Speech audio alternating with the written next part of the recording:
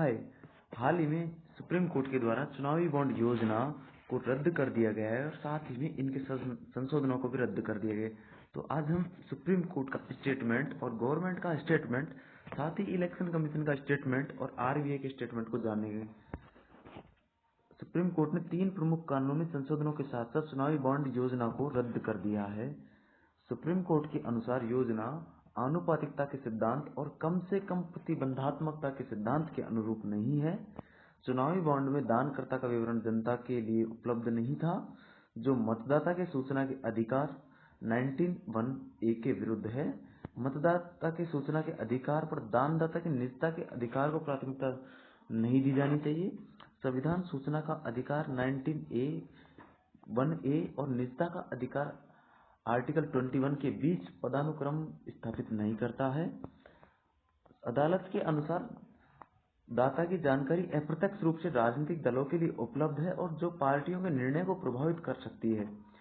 सूचना के अधिकार से समझौता किए बिना राजनीतिक फंडिंग में काले धन को नियंत्रित करने के कुछ अन्य साधन भी हैं, जैसे डीडी, एनईएफटी, चुनावी ट्रस्ट आदि।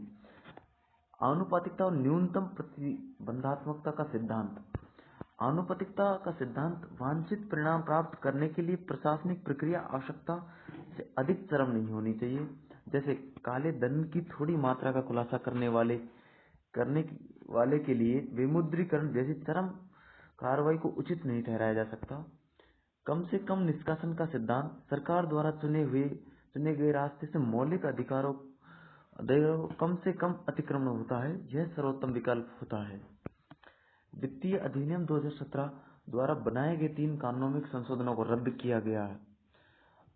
आरपीए अधिनियम 1951 की धारा 1929C के तहत राजनीतिक दलों को एक वित्तीय अधिनियम में उनके द्वारा प्राप्त धन का विवरण देते हुए एक रिपोर्ट तैयार करने की आवश्यकता होती है।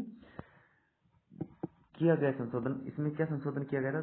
20,000 रुपए से अधिक के सभी दान की घोषणा करने की आवश्यकता चुनावी बॉन्ड के माध्यम से प्राप्त दान पर लागू नहीं होगी, क्योंकि सुप्रीम कोर्ट का दृष्टिकोण है कि 20,000 से अधिक के दान का खुलासा करने वाली सूचना के अधिकार और निजता के अधिकार को संतुलित करते हैं, क्योंकि 20,000 से कम के दान कर्ता के राजनीतिक व्यवस्था को प्रभावित करने की संभावना कम है।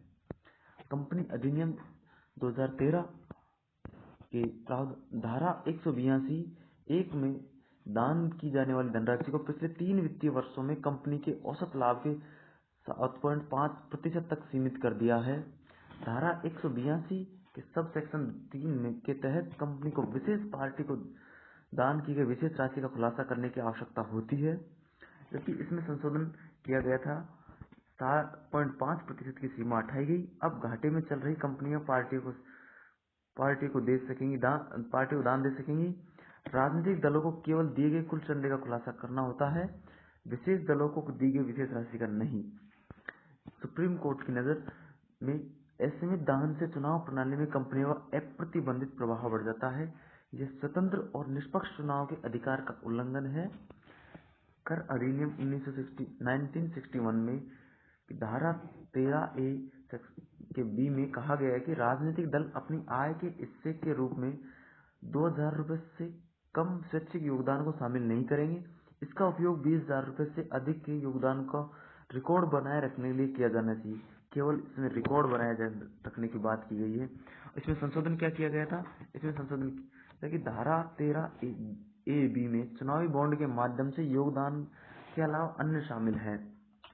धारा 13A(D) में जोड़ी गई, जिसमें अनुसार 2,000 रुपए से अधिक का सभी दान चुनावी बॉन्ड के माध्यम से प्राप्त किया जाना चाहिए, क्योंकि सुप्रीम कोर्ट की राय में चुनावी बॉन्ड द्वारा राजनीतिक दलों को चंदा रखने से छूट देना मतदाताओं की सूचना के अधिकार का उल्लंघन है। चुनावी बॉन्ड योजना पर आरबीआई की आपत्ति। इसने अन्य बैंकों को चुनावी बॉन्ड जारी करने की अनुमति देने का प्रस्ताव का विरोध किया, क्योंकि यह आरबीआई द्वारा जारी मुद्रा का विकल्प बन सकता है। आरबीआई वाहक उपकरण बियरर बॉन्ड जारी करने का एकमात्र प्राधिकारी है। बैंक को ऐसे बॉन्ड जारी करने की अनुमति देने से आरबीआई और भारत की वित्तीय प्रणाली की विश्वसनीयता कमजोर हो सकती है। शेल कंपनियां इस बॉन्ड का उपयोग मनी लॉन्ड्रिंग के उद्देश्य कर सकती है। चेक, डिमांड ड्राफ्ट, इलेक्ट्रॉनिक भुगतान के माध्यम से भी राजनीतिक फंडिंग का डिजिटलीकरण संभव हो सकता है। ऐसी योजना की कोई आवश्यकता नहीं है। इलेक्शन कमीशन की क्या आपत्ति, क्या ऑब्जेक्शन रहे, उनको भी देखते हैं एक नजर में। चुनावी बॉन्ड के माध्यम से योगदान का रिकॉर्ड रखने से पार्टी को छूट देने से पारदर्शिता कम हो जाती है। कंपनियों को पार्टीवार रिकॉर्ड रखने से छूट देने से पारदर्शिता भी कम होती है। कंपनी द्वारा दिए जाने वाले चंदे पर सीमा हटाने से राजनीतिक फंडिंग में काले धन के लिए भी जगह बन जाती है। इसमें सरकार की क्या दलीलें रहती हैं, एक बार उनको भी देखते हैं। चुनावी बॉन्ड राजनीतिक फंडिंग को काले धन से बचाता है और दानदाताओं की गोपनीयता की भी रक्षा करता है। निजता का अधिकार एक मौलिक अधिकार है, इसलिए सरकार को इसकी रक्षा करनी चाहिए। सूचना का अधिकार तभी लागू होता है जब सरकार के पास जानकारी हो। इसके अलावा अदालत आपराधिक जांच के मामले में सारी जानकारी मांग सकती है। थैंक्स फॉर आई होप मैंने आपका ज्यादा समय खराब नहीं किया। थैंक्स।